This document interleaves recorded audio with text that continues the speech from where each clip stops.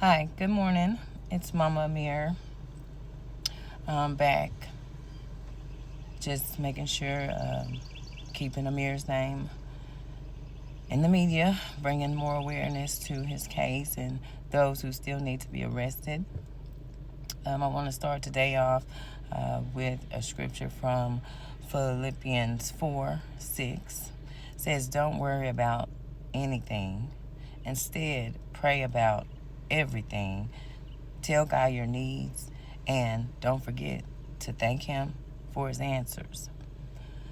That scripture is important to me today because I have been worrying, as you all know, about getting justice for Amir,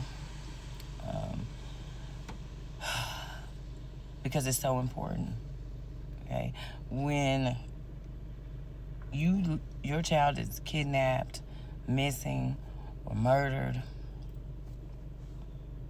all you want is justice, right? Because that's all you get as some form of reciprocation for that loss of your child. And so justice becomes just as important as finding your child, or I mean, I can't even explain how important justice becomes to that parent, to that family, because it's all you get. You don't get your child back in some cases, most cases, right? So to lose a child and to not get justice, kill me now, Lord, because I just, it's happening, okay, everywhere. I'm seeing it here in my own community. It's flashing across my news. One literally just flashed across my news feed this morning. People are getting away with capital murder charges. Murderers are not being convicted for crimes. In some of these families, they're not getting any answers. They don't even have a suspect. And so, again, that has become my worst fear, right? My worst fear at first was never finding Amir, because that's a whole nother scary. But I come to find out that this is scary also. It's scary to know that at any time somebody could drop the ball, forget to file something on time within the days or something, and murderers could walk free. Co-conspirators get to live their best lives. And then people like Miss Rose Adams, who try to keep families from getting justice. Shame on her.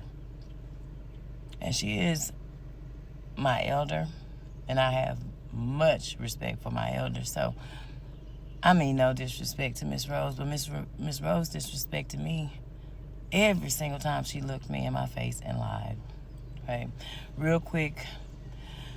When I got to the house on Wednesday evening, after finding out my son had been taken from this house, Miss Rose and her granddaughter were there.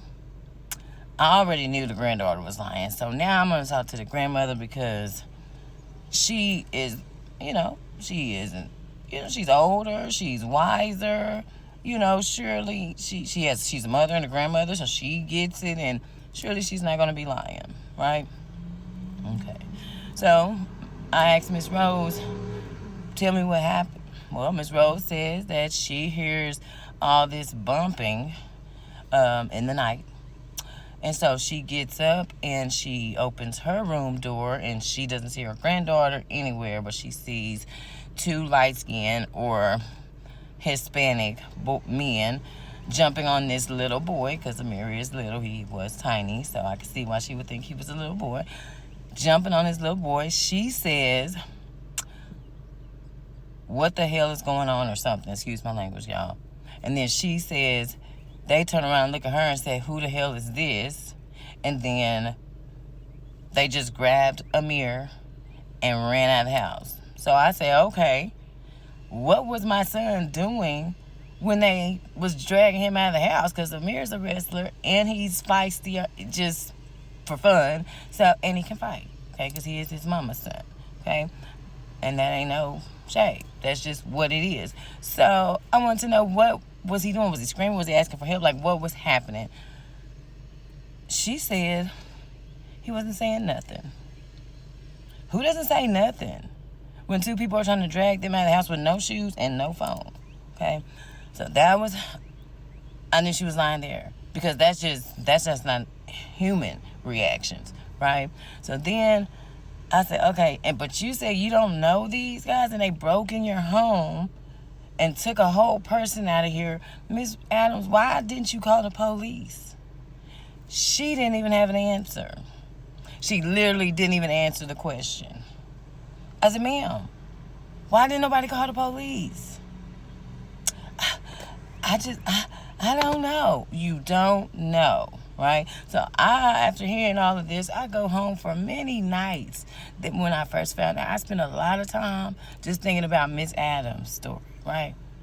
Because I could not understand why somebody that old would be lying, right? And now I'm a grandmother now, right? So at first, I was thinking, okay, maybe she just, trying to protect her granddaughter. I guess I get that. But no, I don't even get that, because I don't raise my children like that. I don't condone bad behavior. If you mess up, there are consequences for your actions. If you break a crime, you go to jail. Mama don't protect you from those things, because there's no way you can learn the lessons, right? When I was getting myself in trouble, I thank God that I got myself in trouble, and then I got those consequences, because it has made me the person that I am today, because I got to learn from those things. So no, I did not understand why she would be lying for her granddaughter, okay, instead of making her tell the truth. Instead, she lied with her, okay? What's more troubling is later on. Okay, well, hold up. I laid in bed, like I said, thinking, who doesn't call the police? And like, if for nothing else, I know you don't owe my son or me nothing, but somebody broke in your house according to you that you don't know. Somebody raise your hand and tell me, who doesn't call the police when somebody breaks in your house? Oh, nobody? Okay, I know, right? Unless, because, like I said, I spent many nights just trying to run different answers and scenarios as to why wouldn't somebody call the police, especially because somebody broke in your house. And the only thing that I can come up with is because nobody broke in your house, right? And you knew them, okay? Also, she wasn't scared. She never said she was scared. She didn't grab anything to protect herself or her granddaughter, even though she didn't see her granddaughter anywhere. All these things, they're just not adding up. The math is not mathing. And lastly, I find out she is a member of Amir's church. Me and Amir don't go to the same church, but it is the church where I grew up at. And they are members of the exact same church. She goes to church with my mother, Amir's grandmother. She ain't been to their back to church since Amir was kidnapped on her watch.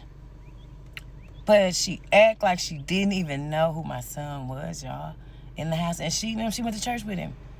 What was that? So I'm just saying,